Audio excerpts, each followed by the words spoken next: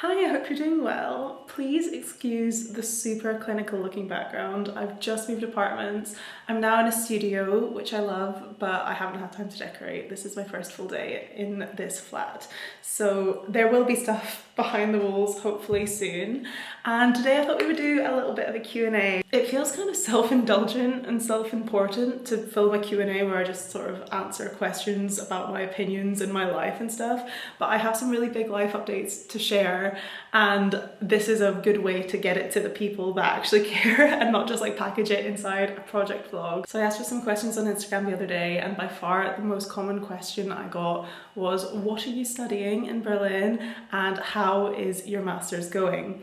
So the quick answer is it's not going. There is a lot of context that I will give you. It's a bit of a long story, but I was studying maths, and I guess going back to like the inception of this, I graduated from my bachelor's in maths in 2019 and immediately went into a graduate job like 2 weeks after I graduated. Then 2020 came around, like all the lockdowns and stuff happened, and I realized my graduate job wasn't very like fulfilling mentally, and I started looking into doing like a part-time master's on the side just so I would like have something to do because I was just stuck at home doing nothing. So in 2020 I enrolled in the Open University to do a part-time distance learning master's, and I really enjoyed it. I did 3 modules over the course of 3 years, like 1 module per year, and at the Open University it's 6 modules to a full degree. I early on realized that I would rather have in-person support to write a dissertation, and that doing a master's would be a great excuse to live abroad. Like even in 2020 I was thinking I want to do a master's abroad, and I looked into it. I found the university in Berlin that I am currently enrolled at, and I sent them an email early 2021 saying, hey, this is the course I'm doing at this UK university. Would I be able to transfer my credits and my modules over to you and complete half of a degree at your university and the first half at the Open University? They emailed back in 2021 saying, yes, fine, good. So over 4 years ago, that was the idea for my future that I was operating with. Fast forward to actually enrolling in this Berlin university. I sent in my module transcripts from the Open University. They admitted me into a higher semester, so again, that was more confirmation that they were going to accept the modules that I'd done. And then I get here early April, and I'm sure you can guess where this is going. They turn around and say, we're not going to accept all the work that you've done at this other university as progress towards your current qualification in this master's in maths, just because the curriculum is a bit different, like the branches of maths don't align. And that was a massive blow because I thought I was halfway through my master's already when I got here. I thought I was going to be in Berlin for 1 year, maybe 18 months. Certainly not the full course span of 2 years. And along with that, the modules that I have tried at this German university really don't gel well with me. I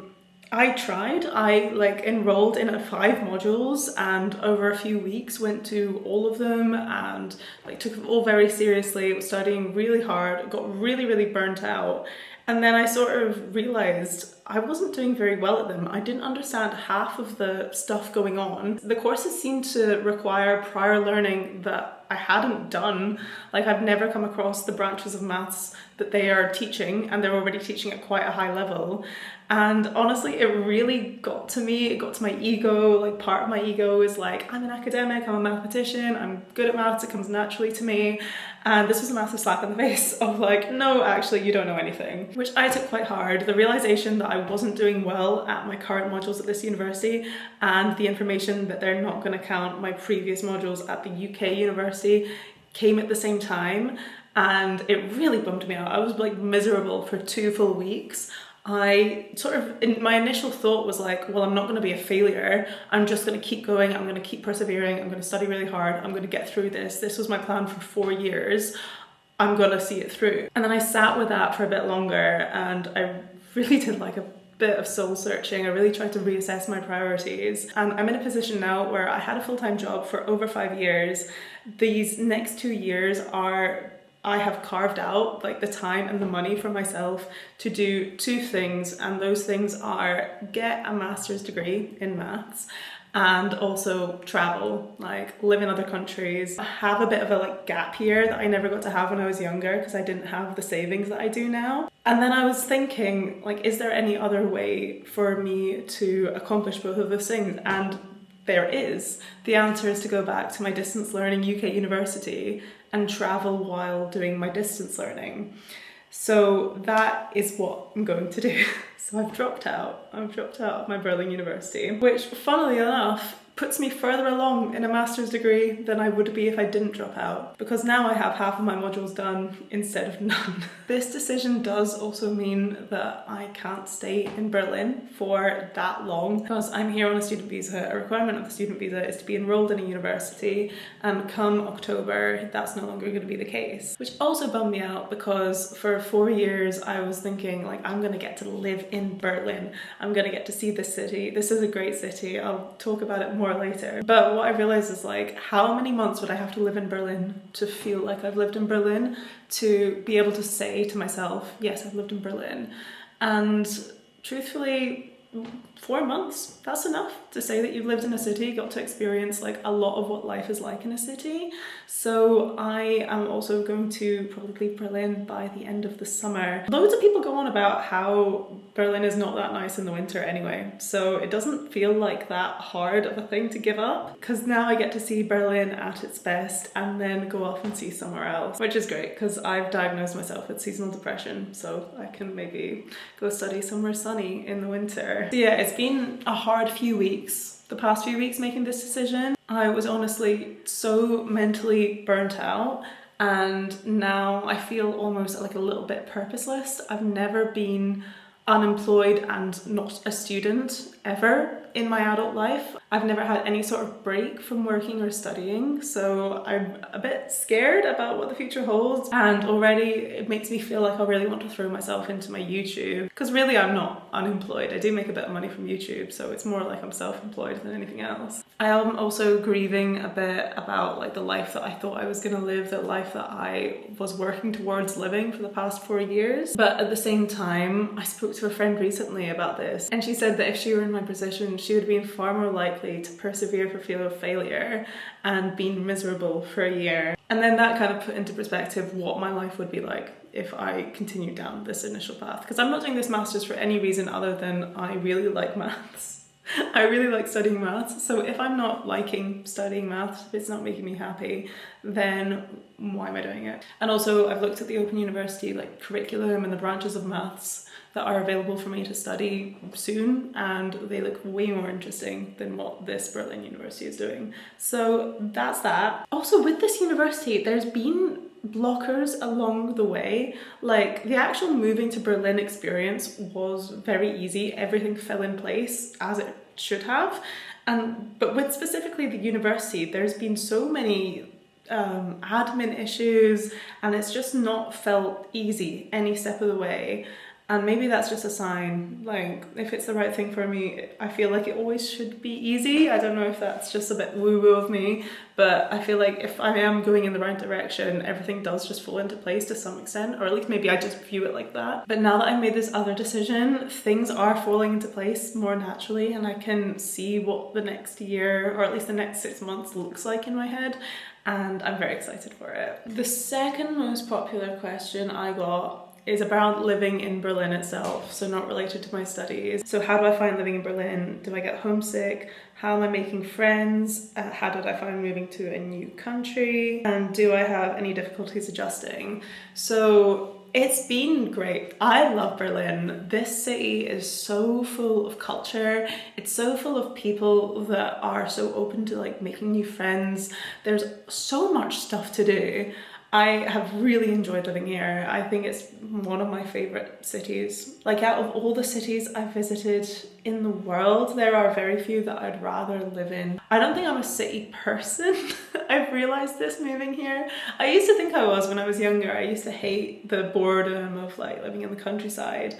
But now I realize like I really do appreciate the city, and I can see myself here short term or in any other big city short term.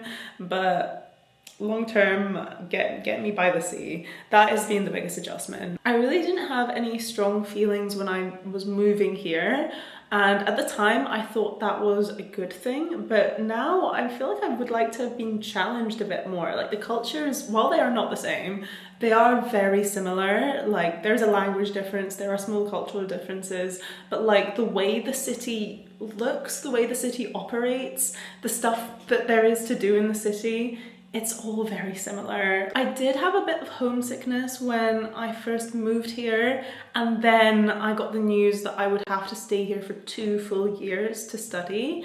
I've never been homesick before in my entire life, and I've been away from home, I think maybe the maximum was 3 or 4 months. So it's been less long than that now, but I think the idea that I couldn't return home for 2 years got to me a little bit at one point. I'm over that now, because now I'm free to do whatever I want and go wherever I want. So I don't feel like trapped here anymore. Things that I miss about home, I think number one is the nature. Like, Berlin does have good nature, like the lakes are very beautiful, but you do have to go about 45 minutes or an hour away to go see it. So you have to have like a free day basically to make it worth it. And I'm so lucky just being from such a beautiful part of the world, like on the coast of Scotland with the mountains and the sea. Like, it's so intensely beautiful. And even just going for a 10-minute walk in the morning would put me in such a gratitude mindset, like not even trying, because I would just see how beautiful like the world was, and I would just instantly be snapped into feeling so grateful. So I felt a lot of joy without even trying back at home, whereas here, like, I go outside and I see apartment blocks, do you know what I mean? I do feel a little bit happier being around nature a lot, so that's been a bit of an adjustment. What else? There's really not that much. The tap water here is shit. Like, again, I'm so lucky. Scottish tap water is so good. The tap water here, it's annoying because it does not taste good, but it doesn't taste bad enough for you to go out of your way to buy the distilled water. Like, for me, it would feel wasteful to just keep buying plastic bottles of water. Sometimes I do as a treat. The supermarkets here, I thought would be better than at home, because I shop at Lidl in the UK, and Lidl is a German supermarket. So I thought that the Lidl would be better in Germany, but it's not. There's stuff that I just find really hard to source, like jalapenos. I have to go to a specific world food supermarket to get. And then a lot of food is really expensive here. Like, Lidl here is trying to sell soy sauce for €7, which I think is crazy. Rice is really expensive. Like, any sort of non-European food has a massive surcharge on it. But then in the same breath, Germany does have much better like vegan meat options, and I prefer like the processed food options here. So it's you win some, you lose some. I do miss the UK supermarkets a bit. I think that's pretty much all I have to complain about here. I like this city a lot. I'm really enjoying my time here. And how do I make friends? I feel like I'm the wrong person to answer that, because I think Berlin is a really social and sociable city. There's so much on. There's so many like clubs and meetups and all that sort of thing.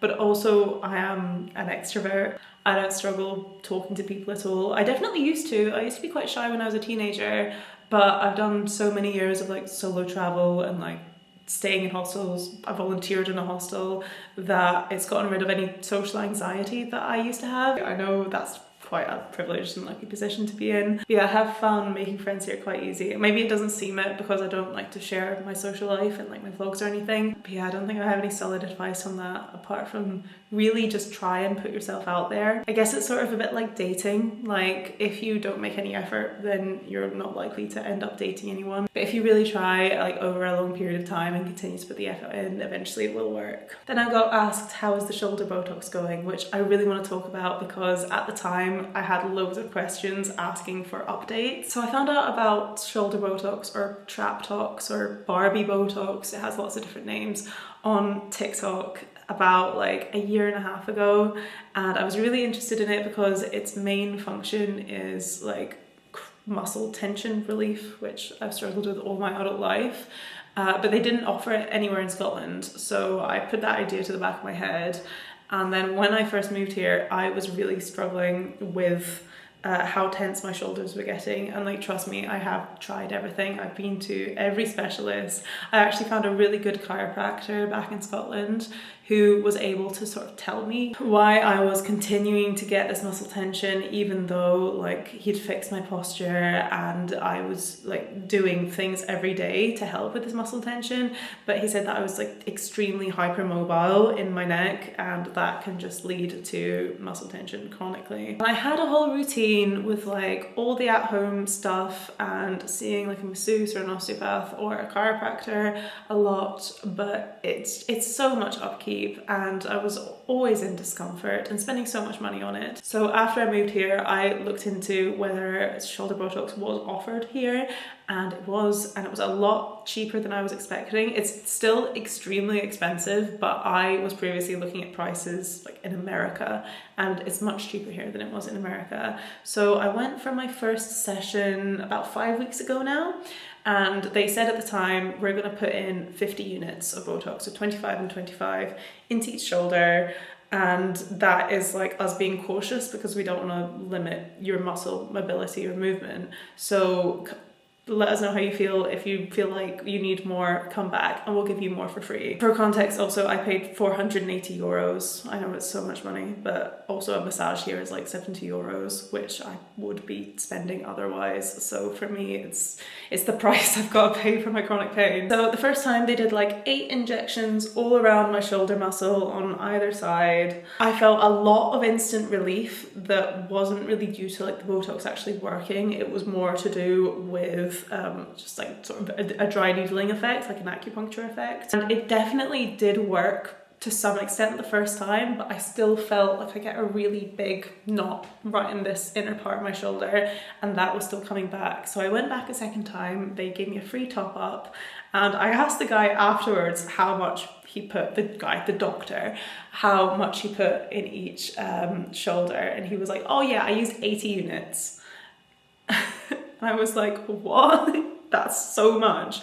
But obviously, if he was a doctor, I trusted his opinion, and it was perfect. It's done wonders. I feel a lot of relief, which I'm 50-50 about because I don't want this to be a long-term solution. It doesn't seem like a good idea long-term to freeze parts of my muscles, but I feel so much better than I used to. I still have muscle tension because it is just the one muscle that is being frozen or mobilized, not fully frozen, but that did really work because I had very overactive traps, and my traps would take over. Like in the gym when I was trying to work out other shoulder muscles, my traps would just do all the work instead, and there was very little I could do to mobilize other shoulder muscles. So I can feel I'm now working out my other shoulder muscles, which makes me feel great, but I do still have some tension like in my mid back and in my neck, but it certainly is better than it used to be. I do also do a lot of at-home stuff just for my muscle tension in general. There's a really good 10-minute Yoga with Adriene YouTube video that's 10 minutes of neck stretches that I've used for years, and it really has helped me. And I also do some at-home massage, which brings me on to the sponsor of today's video. I'm really excited to talk about this because it genuinely is something that's really important in my life and has helped me a lot. The sponsor of today's video is Bob and Brad, who are the makers of this back massager. So I've unplugged it here to show you. This is their easy back stretcher, and it is a really wonderful way to relieve tension at home. I really love getting massage and having all the knots worked out of my back, and I really am benefiting off of being able to get that done at home. This back massager provides me so much relief throughout my entire back. You can adjust the way that you sit on it so it can target different areas of your neck and your back. It has a bunch of different modes, so you can choose the direction of the massage, and it also can heat up. I actually went to the gym yesterday and worked out my back for the first time in a long time. I think I overdid it, and then I didn't stretch afterwards out of laziness. Today it seized up, and I spent like half an hour just lying on this, having it fix me. I find that a lot of at-home methods of relieving muscle tension can be quite active. Like you need to get up and stretch to stretch, or to use a massage gun, you need to like hold it in place. Whereas with this, I can just chill out. I just have this on while I'm watching YouTube, while I'm doing my knitting, while I'm editing a video. Honestly, it's really hard to turn me away from this at the moment. I really love this, and since it came into my life, it's benefited me a lot. So thank you again to Pop and Brad for sponsoring this video. And this is available to buy on Amazon. I'm honestly so tempted to put it on right now, but it makes a bit of a noise, so I probably shouldn't. That'd be really annoying, wouldn't it? Let's do some knitting questions. I did get a few. Favorite and least favorite yarn. Favorite yarns. I'm loving a cotton linen viscose blend at the moment. My favorite of which is Hobby Seashell, because the other ones I've tried like sort of split, like the fibers sort of split a bit, but the Hobby Seashell is like wound really tightly so it doesn't. I loved working with that. Drops Brushed Alpaca Silk also continues to be a favorite, although I haven't worked with it in a while. I actually want to go out and buy some soon. Least favourite yarn, I feel like it's not fair to say my least favourite because all of my least favourites are because they're itchy to me, and I know that I've mentioned that I don't like a few yarns before because they've been too itchy, and other people have said that they're great, so I don't want to put people off the itchy yarns. I did do a tier ranking yarn video in like January, so most of my opinions have stayed the same since then. How long have I been knitting? Like properly, like as a proper hobby, maybe about 1.5 years. But I've learned to knit once when I was a child and then I forgot, and then I learned to knit again during lockdown or like 2019. But I wasn't into it in the way that I am now. I had a few questions about where I find patterns. It is literally just my Instagram Explore page. I have curated my Instagram algorithm to exclusively show me knitting and crochet content. If you also use your Instagram to like message friends or like share memes or like get your news or anything, I'd recommend making a separate Instagram account and tailoring that algorithm to specifically knitting. It's great, especially for crochet, because a lot of crochet patterns aren't on Ravelry. They're all like just on Ko-fi or on Etsy. I found a lot of patterns that I wouldn't do otherwise through Instagram. Recommend an interchangeable needle set. I just use the drops one, like the £25 drops one. I don't think I'll ever spend a lot of money on interchangeable needles or knitting needles in general. They're a tool for me, like I don't see them as anything more than a tool, and my drops ones work fine, but also like I bent one out of shape by sitting on it. I got a few pairs confiscated at airport security. I don't want to feel precious about my knitting needles. I want to just be able to replace them for not much money if they get lost or damaged or whatever. So for me, the £25 drops interchangeable knitting needles do just fine, the metal ones. Does Germany have a better yarn selection? I'm sure it does. I haven't been yarn shopping yet. I have too much yarn. I really want to go. I'm gonna go yarn shopping soon. I feel like it does. I feel like not many people knit in Scotland, at least judging by the amount of yarn shops. I know there are a few yarn shops in Edinburgh, but I haven't been to any. I know that there certainly are more nice yarn shops in Berlin than there are in Glasgow and Edinburgh, but that also might be because Berlin's got a much bigger population than Glasgow and Edinburgh combined. So who knows? I would say Germany is better for yarn, especially because of the proximity to Denmark. Homey yarn. Do you ever get tired of knitting? No, I don't. The main reason that I knit is to keep me off my phone. I am really bad for scrolling on my phone while I'm watching something. I don't really watch like film or TV that much, but I watch a lot of YouTube. It's like it's not stimulating enough for me to just watch something. I need to watch something and be doing something else. And my go-to is always scrolling on my phone, and knitting preoccupies my hands and keeps me off my phone. I find that when I stop knitting for a few days, my screen time goes up. There's such a big spike in it. So that's why I knit so much, really. It's just to keep me off this thing. Gosh, sorry the frame keeps moving around. I needed to charge my camera, and whenever I would hear YouTubers say that, I'd just be like, why didn't you charge your camera before? The batteries on these things last half an hour. That's what they don't tell you. Right, anyway. Plant fibers or animal fibers? I would say plant fibers in the summer and animal fibers in the winter. I feel like they both kind of have their place, but animal fibers are a lot warmer. What is your favourite project you've completed? I think my favourite project would have to be my most worn knitting project, which is definitely my breezy long sleeve by Kiss Kiss Rhinestones that I made with 2 strands of Hobby Unicorn Solid, which is a superwash merino in the shade dark red. I love that thing. I wear that jumper an awful lot, and the yarn is really nice and soft. That should be in my favourite yarns as well. I got a few questions about what I do for work, and I mean, now I am unemployed, but I did used to be a data analyst for 4 years, and then I was a business analyst for a year and a half.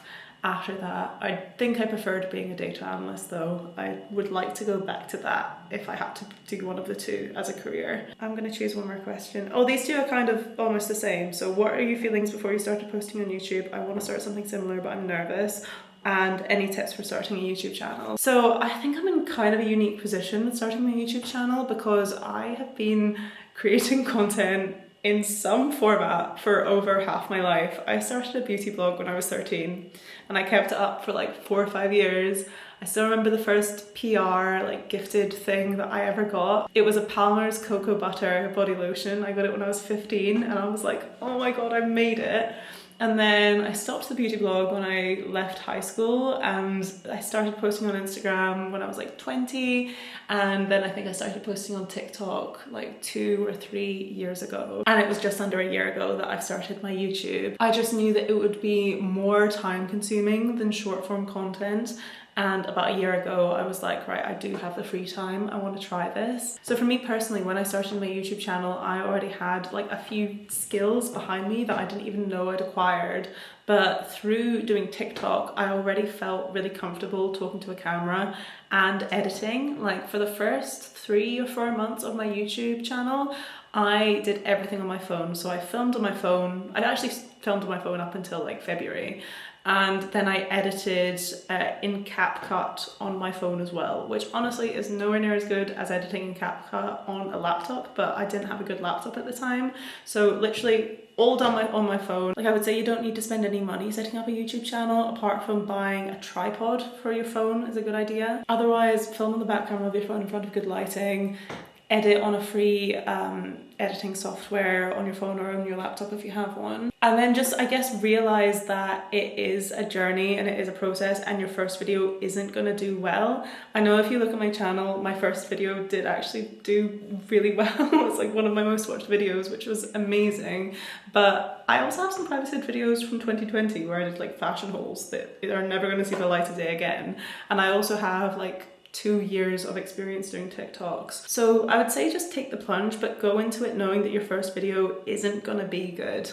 Like you're gonna be nervous in front of a camera, your editing isn't gonna be the best ever. Like these are all skills that you need to learn, and the main question is if you are gonna enjoy learning them. Like are you gonna enjoy editing a video? Because editing a video takes about 4 to 5 times the amount of time as filming a video. So you kind of need to like editing to be a YouTuber. You can start on YouTube, or you can start as I did on other platforms and then work your way up to YouTube. It is so much fun. I think that my YouTube and my knitting really complement each other because they both drive each other. I don't think I would knit as much as I do if I didn't have a YouTube, and I would have nothing to talk about on YouTube if I didn't knit. Like I know that the majority of my vlogs aren't that much about knitting, but I need to have the knitting as like a through line of my vlogs, otherwise I feel like they would have no structure or no storyline or arc or anything like that. I find it such a great creative outlet, and I'm so happy that I finally give it a go because I have been watching YouTube since the early days, like probably since about like 2008 or something, like right at the start with Bub's Beauty and Michelle Phan, like before even like the Zoella days. And I always wanted to create. Like when I was like 15 or 16, I was watching so many makeup videos and I would be in the mirror doing my makeup pretending that I was filming a YouTube video. And it makes me so happy now that like over a decade later, I'm finally doing it and I'm having so much fun. So if an idea comes to you about a video that you want to try, just try it. You could do like a mini project vlog that condenses the lifespan of your project into a minute of content and upload it to TikTok or Instagram or YouTube Shorts, or you can like dive right in. Just whatever you feel comfortable with, give it a go. Because to me, YouTube is a creative hobby, almost quite similar to knitting. So if you like one, maybe you'll like the other. And I think that is quite enough talking from me today. Thank you so much to everyone that sent in your questions. I certainly feel like I've been very self-indulgent. I'm off to ground myself now. Thanks so much for hanging out with me. I hope you enjoyed this, and I'll see you in the next one. Bye!